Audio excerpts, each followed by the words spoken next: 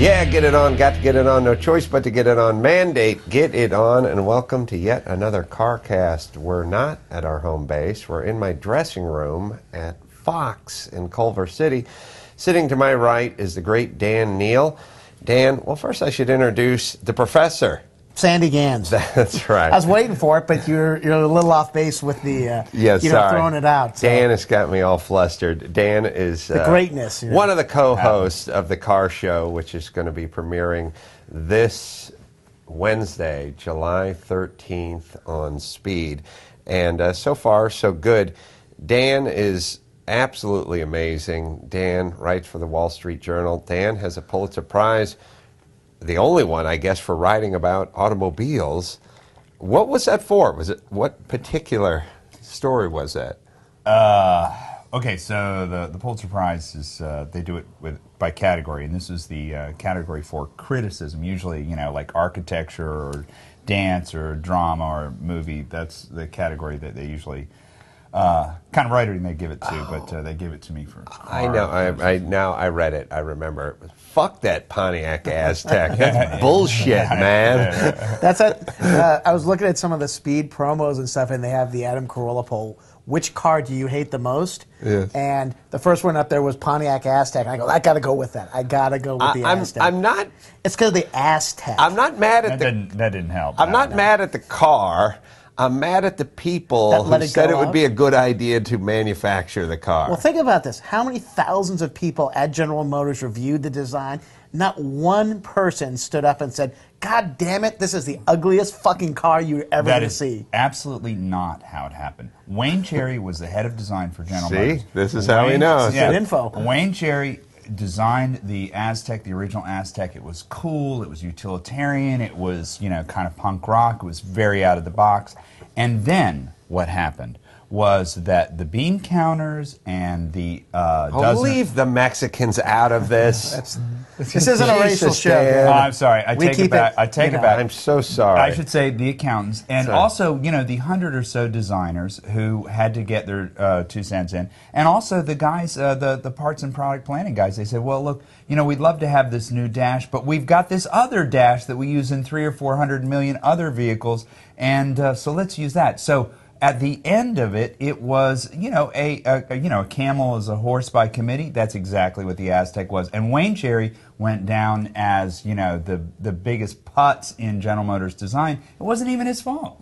Right. But, again, other car manufacturers managed to dodge this huge, pardon the pun when I say dodge, this huge committee thing. Nothing, whether it's a painting or it's a song or it's a car, or it's architecture, nothing gets better when 200 people gang rape it in the parking lot. Well, okay, well, we can discuss that at length later. There are a lot of car companies that sort of that favor the auteur of design. Like, for example, Chris Bangle was the auteur of BMW, and he had ultimate authority, sign-off authority. How'd that work out? Exactly. How did that work out? Well, the thing is, it's interesting because you see the Bangle era, and I will bet you'll see like a square wave of sales from BMW, and it's one of those eras where BMW shifted from being a German car to being an art piece, and I love the old hard German engineering and styling, and they lost it so fast. They didn't give you a smooth transition into it. Do you know why the Bangle butt is the way it was?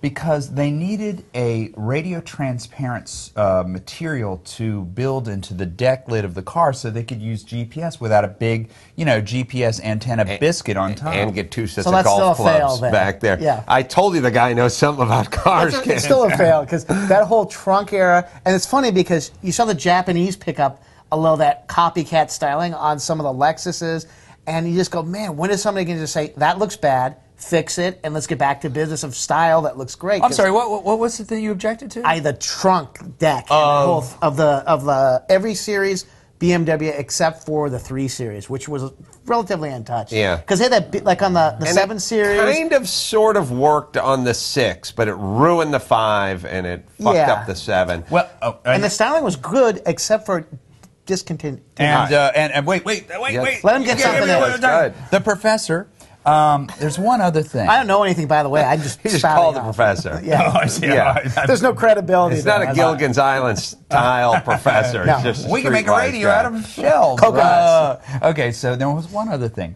In the BMW Bangle era, he practiced what was called the educable eye. What Bangle thought was that if you put a design out there, people would adapt. Their eye would adapt. And so the smart thing to do is to always be one step ahead of modern perception and modern taste. And that's and I think, you know, as much as shit as Chris Bangle got, you know, he was kind of validated in that. That's why he has the Pulitzer Prize and he's pulling his pud. I'm pulling my Thank you. prize. My girlfriend, now wife, soon to be ex-wife, had a Saturn. When I met her, she had that just a two-door coupe, With that big just a swooper? white sort. No, not the one that swooped up. The one that sort of swooped down a little. Well, yeah, not that one, but the better-looking version. Just a little two-door L200? coupe. Yeah, I think it was. It was a nicely. It was a cheap car, but it was a nice cheap car. And you looked at it and you went, "Here's a real attempt to take back some of the stock that the Japanese had been claiming for themselves for the last 25 years." And they're you know, this is mid-90s, and they're on the right track. And then I saw Saturn go by me on the freeway. I thought it was a cat turd had blown.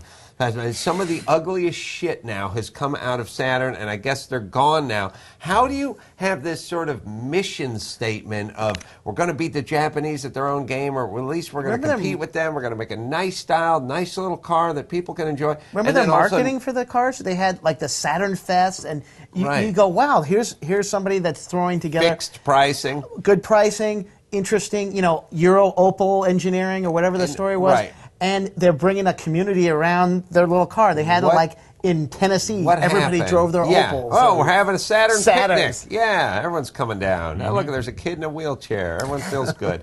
What happened to Saturn? I'll tell you exactly what happened. It was the only good idea that Roger Smith ever had. They set up a factory in Spring Hill, Tennessee. They wanted to be a separate channel out of the box for GM, and that was precisely what GM needed. But the problem was, back in Detroit, there were executives who became incredibly jealous of the expenditure of Saturn. Their own divisions were suffering. And, you know, they were like, why don't we have our own powertrain guys? The Saturn guys do. Why don't we have our own suspension? Why don't we have this cool thermoplastic body panels? And so GM systematically, from inside, killed Saturn. Now, the last 2 or 3 years, they integrated Saturn product planning into the Opel planning, and those were some good Saturns. But ultimately, it was a suicide by jealousy. Yeah, Really? So they killed their own company. I Practically. remember seeing that. I kind of had high hopes that they were going to clean up the styling as it evolved, and it got worse and worse. And It got But they worse, had any yeah. money. They were starved. The product guys at Saturn were starved. It was like the EPA under Bush. it's American ingenuity, hard at work. Dan, oh, wait a what- minute. and Dan, I'm sorry. Dan is driven. Dan gets paid to go around the world, and when I say around the world, I'm talking about Italy and Germany, and drive some of the finest automobiles ever produced.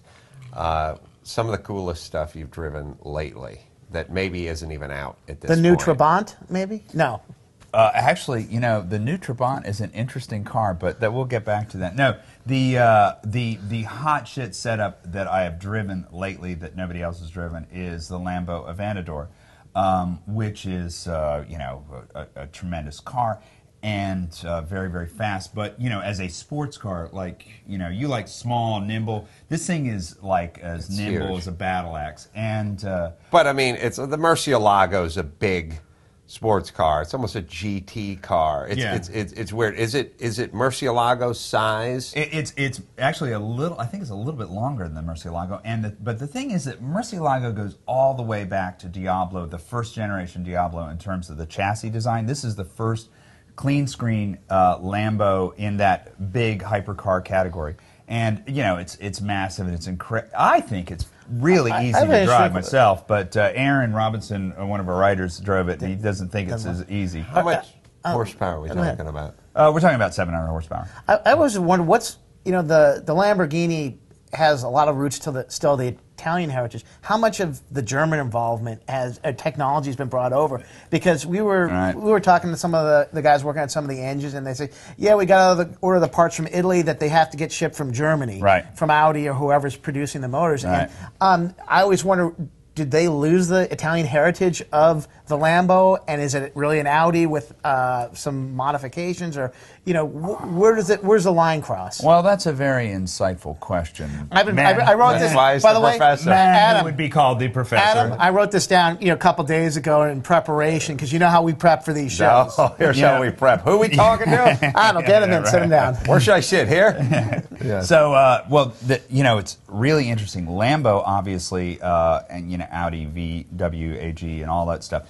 Lambo has had to establish kind of a perimeter around San Agata to keep the Audi guys out, and so there's a lot of sort of core technology, but most of that car is homegrown in Italy. And a very interesting example is Lamborghini's work in forged composites. The next the mid-engine V8 powered or V10 powered GT car for Lambo is going to be a forged composite. The body in white is going to be much, much lighter than a conventional composite. And Lambo is doing that work, and Audi is studying what they are doing. So there's there's a pretty good sort of, we'll call it a moat around Lamborghini. Now, Bugatti... You said V8, possibly. V8 or V10, yeah. So Lambo might come out with a turbocharged V8? Well, it's very, the Gallardo and all these European supercars... Gallardo. I don't mean to correct I was waiting for that to come out. It was a little longer delay than I would have hoped for. But. Usually it's a minute 4 into the show. Check that. We were looking at the McLaren... M4 PC, whatever that crazy numbering idiotic. MP4 12C. Yeah, Florida, it's just nobody can remember which way it goes. But it's a flat plane V8, small displacement. No. I thought they had a flat plane V8. No, it's a 3.8 V6 twin turbo. On the one that we saw I thought it was a McLaren? I thought it was a V8 too, but it's a V8. That's right, but it's a 3.8. I stand corrected. Sorry, I was. Well, listen. Here's the thing. He's been liquoring up all day on the set, so it's excused. Jaguar built a supercar 15 years ago that had a V6 in it, and everyone hated it first, but it worked out. You know what it is? When you look under the hood of it, it's so small. It looks like a V6. I can't ever bring it. Dan, I want to ask you about styling, because I feel like the wind tunnel and computers have sort of fucked up styling a little bit, especially Italian styling. And we're getting back to the Lamborghinis. The Lamborghinis used to have that beautiful flowing, beautiful woman curves and bosom and buttocks and all that. You take a look at the Miura and some of the earlier stuff. You already know the answer. Large-breasted women are not aerodynamic. I'm just saying, now they're all F-22 Raptor style, all this slab, boom, bang, bing. And I guess it's good for stealth fighters, but... is it that much better in the wind tunnel? And I feel like we've taken a quantum leap backwards in the styling department. And is everything just about what's on paper? I mean, what about just a sexy Italian car? Forget about what it laps the Nürburgring at. You know what I mean? Like, I don't think the Gallardo is a good-looking car. It's good looking when you hear the specs. It's good looking when they start it up, and you see it. It's good looking in a Hot Wheel, and it looks a good Hot Wheel. But it's slabby. It's very slabby. They used to be Italian cars were sleek and beautiful, and now they're slabby. You mean no? It was slabbier than a Maserati Merrick, slabbier than a Lambo Countach. No, you know what happened is that those 70s era hypercars were very slabby, very angular, very chopped up, razor cut. And then in the 80s, you had more sinuous forms coming into it. But you're right; those sinuous forms are not always aero efficient. The big thing that's happened is that the suppleness and dexterity of computer fluid dynamics analysis (CFD). They can pretty much ballpark what the aero of a car is in the cyberspace. So they don't have to build car after car to make and put it in the wind tunnel to get the aero right. So now these designers have a much more powerful tool to make cars that are both aero efficient, and fucking fast. So they can know at 250 miles an hour that my wing's not going to fly out when I hit the NOS button. Right. Well, it's really NOS button. It's what you got to watch Redline again, Dan. Yeah, come on. Get the fuck out, NOS button. He's got one. It's not hooked up to anything. Yeah. But he's got one. Well, the point I want is, one too. it's like F1. I used to love F1, and I can't stand the look of F1 cars today because they're so slabby and so designed in the lab and in the wind tunnel that I miss the sexiness of the older F1. Now, I don't know what you do. You can't take a step backwards. But I'm just wondering, would it be okay for a car to say, for a car company to go, look, we're not a 200-mile-an-hour car. We're a 180-mile-an-hour car that looks really fucking good going 55. I want to say, and I'm going to plug, because I love Aston Martin, I want to say they always, That's my point. They still favor a little sexy. I don't care if the DBS tops out at 182. It's still a much better looking car than a Gallardo. Right, and you're never going to hit 182 anyway. So why bother with it's the more theoretical just sort of BS bragging, whatever. It's bench racing. It's total bench racing. Well, that is interesting because I do feel like Aston Martin has stayed true to its heritage and form, and that it says even some of the last of the generation Jags still kept a little bit of it. They still try and edge it a little more aero, but you still love the form of some. There are trade-offs in those cars. But they're too. like, look, we're going to make a heavy GT car that's big and beautiful, and it's going to have 450 or 500 horsepower. It's not going to have 700 horsepower. Right. It'll top out at 182. It won't be 201. And it'll be 0 to 60, half second off of everything else. And Alcantara headline. And you know what? You'll get into it, and you'll see the chronograph clock in the front, and you'll feel like $1 million. Okay, just two things. One, sorry. You got three. Jump in. Jump in. Okay. First of all, production cars versus race cars. Entirely different set of criteria. Two, manufacturers often make stylistic concessions to aero efficiency. Happens all the time. It's an agony for the engineers, and it's a total victory for the designers. And also, there are all kinds of regulatory things like Euro pedestrian impact standards that totally changed all the that front plastic of crap. Well, they've got to have car. it, right? And it may seem like the heavy-handed government until you're the one in the crosswalk and fucking. It would be a pleasure to be hit by a Lamborghini. But the thing that drives me nuts about the Gallardo is the rear view mirrors facing the wrong, leaning. Facing Mecca, where they go the wrong direction, that bothers the shit out of me. All right, well, let me hit you with something a little esoteric, if you don't mind. Please. Okay, so in perceptual psychology, it turns out that the human eye perceives things that are fast and air efficient, like falcons and arrows and porpoises. We perceive these things over thousands of years of evolution as beautiful. In other words, speed is beautiful. And there's an expression in racing. If it looks fast, it is fast. And really, we're not talking about opposed criteria. Things that are faster are generally also more beautiful. Yeah, it's like a cheetah looks better than a snail. Yes. Physically better looking. It's more it's a close comparison, but you get that point. That's right. Townsend Bell looks better than George Barris. I think that's clear. Yes. So, although I've never actually met the man, I think we're talking to him in the next show, so I better bone up on him. All right, so yes, looking faster also means looking better. We can all dig that. That's probably why chicks dig the sports cars. But chicks dig us, by the way. And why chicks dig us. You have driven the new McLaren. Yes. How it seems on paper to be better than any other car in its price range, which sounds expensive to our wives, but is not really expensive for what you're getting for the money. That's exactly right. I mean, McLaren built this car to a price, and that's why it does not have a full carbon monocoque, but an aluminum monocoque. And But it's low twos, mid-low twos? You mean for 0 to 60? Price. No, for the price. Yeah, something like 0 that. 0 to 60 yeah. is low threes, We can twos? figure 3 flat, and then 2.9 and change for the Corsa tires.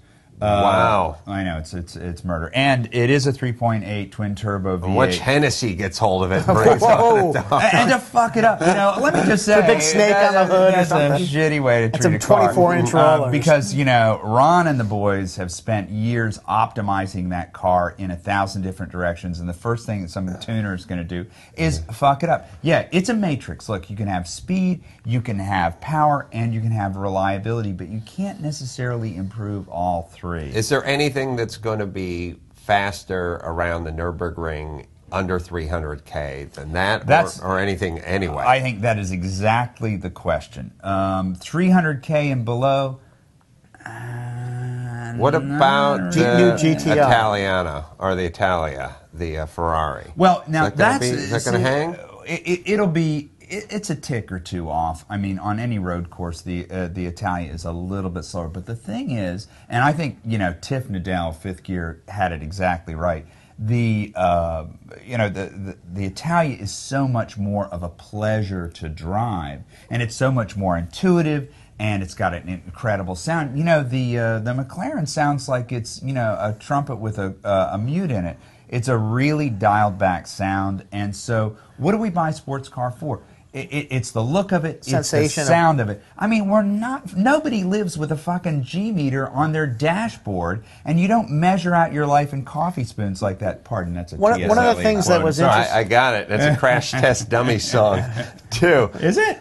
Yeah, you'll be measuring life Oh, in yeah, coffee. I didn't know that. And the McLaren is wonderful, but sort of soulless. That's I would what say, it and I don't mean that in a very demeaning way, but No, I just no. mean it's as utilitarian as a speed burner can get.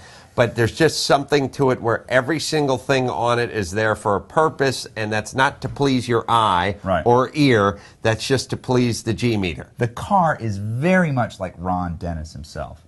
Right. Just it's all function and missing a little form. Yeah, it's huge arithmetic, big numbers, but not a soulful, expressive. Every day you get up early to look at the car in the driveway. There's certain cars that you look at and go, God damn it, that thing's beautiful, or man, that's badass looking. You look at it and go, yeah, interesting. And you couldn't say that its shape was everything about it was okay. But it didn't punch you in the stomach. You get and say, it to say, well, how much horsepower does that DBS have? Oh, well, this has. And it weighs 400 pounds lighter. Yeah, blah, blah, and blah. I mean, and if you did stuff like, they do that thing where it's like, in a 1 mile drag, that car would beat it by 8 miles and stuff like that. And they love to talk about. If we both drove from here to San Francisco, I would arrive 19 hours before, and it would lap the Nürburgring in 27 minutes before. I know it's all great, but I want to see some beautiful piping and some leather and some wallet on the dash. And what you're talking about is all shake douchebag bench racing. What's even worse is it's not the gold chain guys, because the that gold was his chain name guys. in high school.